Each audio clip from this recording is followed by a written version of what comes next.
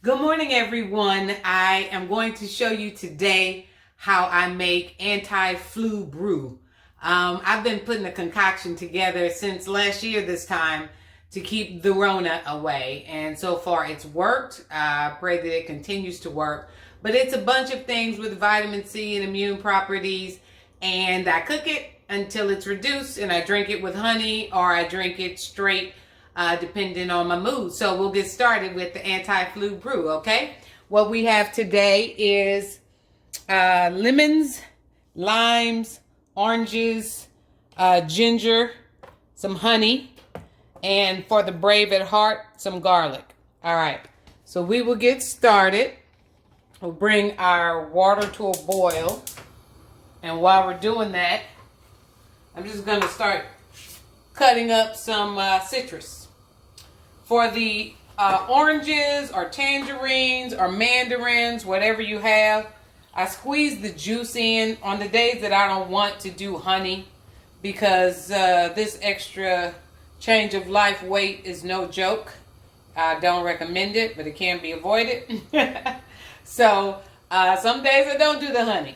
But honey is really, really good for your immune system as well. So especially if you get it and it's from plants in your general area.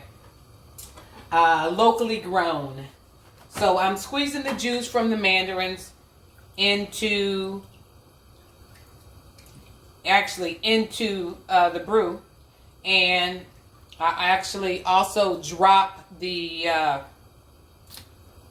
mandarin into the pot as well, because you can get a lot of good flavor, essential oils and such from the skin of the oranges. So you want to wash them before you use them.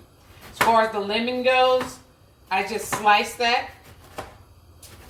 because it makes it really pretty too. Just slice the lemons up.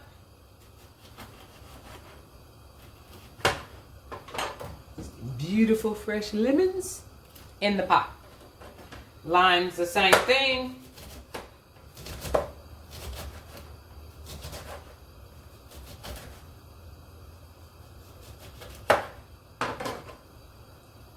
In the pot. Smells so good. I love that smell. Now, much controversy regarding the ginger.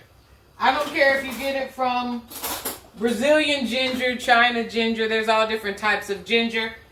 Some people like to leave the skin on, which is me because I use it so much and I boil it for so long. I feel comfortable with that. I also grow ginger, so I have ginger grown in my yard typically. But if you don't want the skin on the ginger, you just peel it with a spoon. You just kind of scrape it. I usually scrape it into the sink where the garbage disposal is and get that skin off. You do not need a knife. Knives remove too much of the ginger, really. So we go for it with the spoon.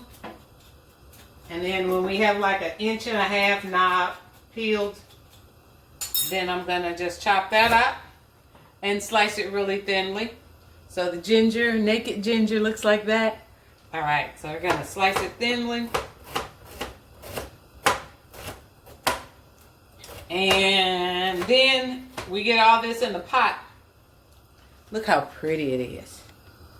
Isn't that a pretty brew? Lovely. Some people like to put, or sometimes I like to put the honey in the pot. I always keep my honey upside down because I'm too impatient to wait for it to be ready to come out. So I'm going to put like 2 or 3 tablespoons of honey in the pot. To me, it's like, you know how eggs taste better when you cook the salt and pepper in the eggs than putting them on top later? To me, that's how the brew is. It tastes better with the honey cooked with it than added later. So I'm going to cook this. You see the water is about 1 inch from the top. I'm going to let this reduce about 1 to 2 inches. Then be ready to drink. It's as simple as that. That is the anti-flu brew. I do have one other thing that I add sometimes. It's called a kaffir lime leaf. Kaffir. It really adds a lot of flavor to this. And sometimes I have it and sometimes I don't. If I do add it, I'm going to add it right now and come back and show you what it's all like when we're done and ready to drink it. Thanks. I did have a kaffir lime leaf, so it's now in the pot. I want to talk to you about this garlic. Garlic gives it a totally different flavor, but it gives you a lot of immunity, and it doesn't taste bad. But if you decide to add garlic, do not chop it up. Just take the skin off and drop it whole into the pot. In that case, you may want to add a little more honey if you like things sweet, but it's not a bad flavor, remarkably. It just depends on how you feel. I'm not going to add my garlic today.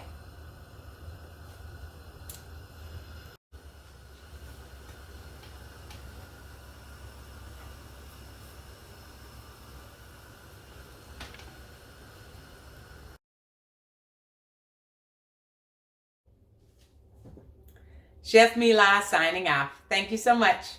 Bye.